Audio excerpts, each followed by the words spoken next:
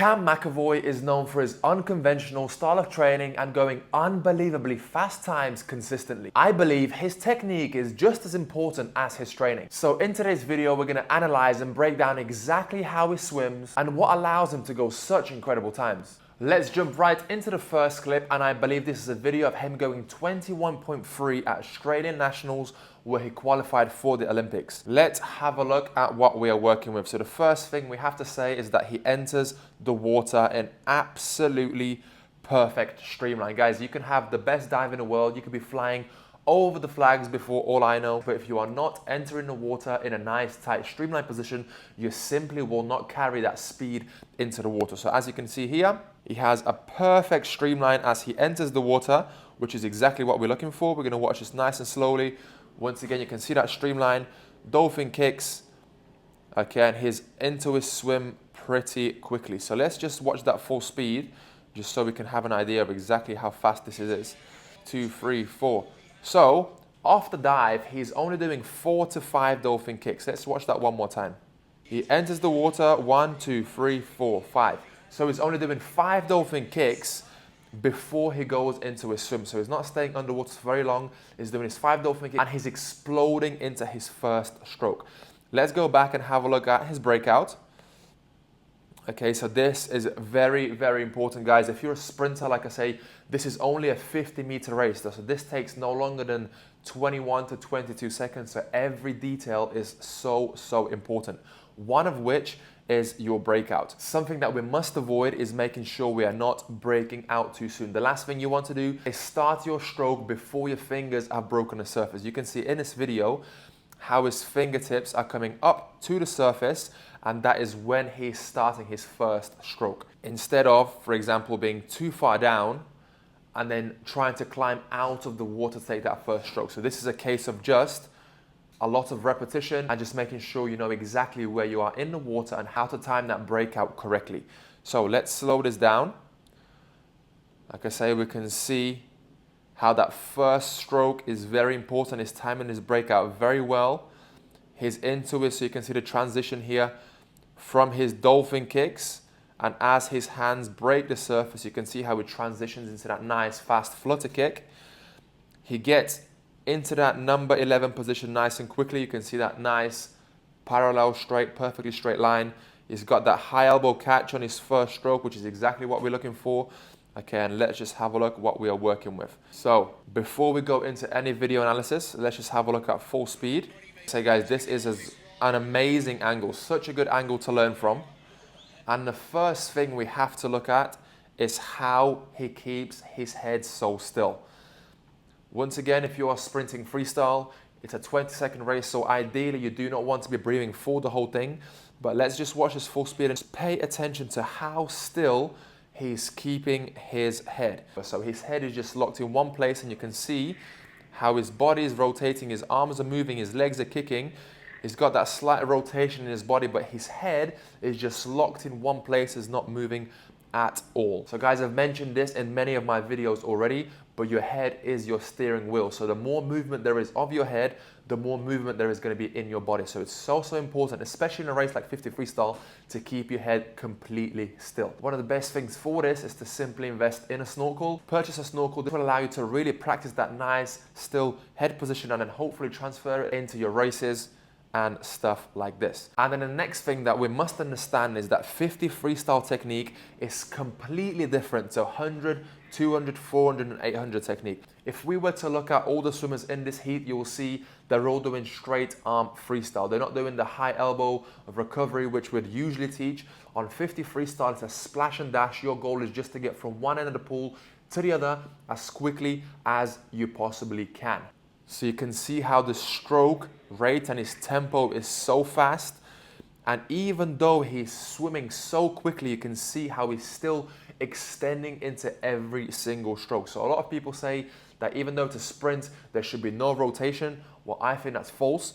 You can see if we really slow this down, you can see how even though he's sprinting and he's going as quickly as he possibly can, his arm is entering the water and it's not just ripping through the water as soon as his arm enters. You can see his arm enters and then it's just that there's not as much rotation, but there's still rotation where he's stretching into his stroke before going into his pull. So his arm enters, you can see he gets that shoulder involved, he really rotates into that stroke. He doesn't move his hips stay still, but you can see how he gets those shoulders engaged in the stroke. So we call this shoulder-driven freestyle rather than hip-driven. So hip-driven is something you'll use for longer distances. Shoulder-driven freestyle is something you'd use for faster sprints like here. You can see he's still extending into that stroke. Okay, his head staying completely still. Okay, he's got that high elbow catch. He's keeping his fingertips on those straight lines. So if I was to draw train tracks right here, and if we were to watch this video, you can see how his fingertips are staying on those two lines throughout the whole pull. There is no S-shaped movement. His goal is to pull the water directly behind him as quickly as possible to enable him to go forward as quick as he can. Let's keep watching. On a 50 freestyle, guys, another very, very important point to mention is that you do not want to compensate your stroke length with your stroke rate. What happens with so many age group swimmers or even older people who are a little bit more advanced is that they start to speed up their arms, but the length of their stroke cuts in half. So if we were to watch this once again in slow motion, you can see how he's still pulling, even though he's maxing and going all out, he's still pulling all the way past his hip. What we do not want to do is start cutting our pull too short just because we are sprinting. If you do twice the amount of strokes and pull half the amount of water, you are not actually moving any faster.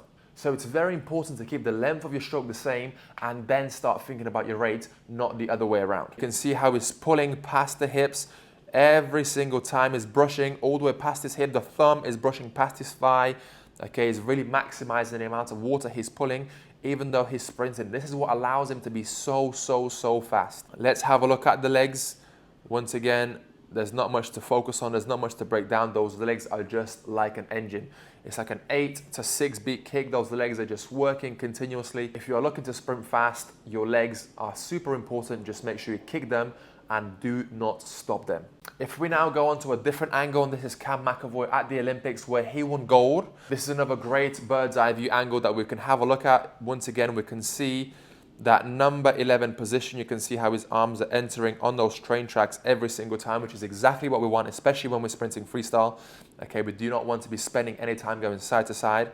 Now, whilst watching this, you will notice how all of these swimmers are using the straight arm freestyle method. The reason why this is so important for sprinting is because when you are going fast, your goal is just to get your arm from your starting position back to your starting position as quickly as possible. If you then try to start to introduce any high elbow recovery, that will simply be too slow. So what happens over the top of the surface will not actually make a difference to your stroke. Hence the reason why you just want to bring the arm over as quickly as possible back into your starting position, ready to pull the water. Again, if we watch this, you can see how his arms are swinging around, which would be a problem if he's doing a 200 freestyle because he's just then wasting a lot of unnecessary energy. But because it's a sprint freestyle, what happens over the water will not necessarily make any differences to your stroke or your speed. So you can see here how even Ben Proud in the lane next to him, his goal is just to get his arm over as quickly as possible, get into that catching position and start moving over and over and over again every single time. And once again, this will vary from person to person. Some people like to have a nice straight arm freestyle. Some people like to slightly bend their elbow and then go into their catch. It's just a case of getting your arm over as quickly as possible. And as I've just mentioned, that will vary from person to person. Not one way works for everybody. And into the finish, you can see how the head's down. He hasn't taken a single breath throughout the whole 50. Okay, he's keeping his stroke nice and long into the finish. And this is where he becomes Olympic champion of the 2024 Paris Olympics.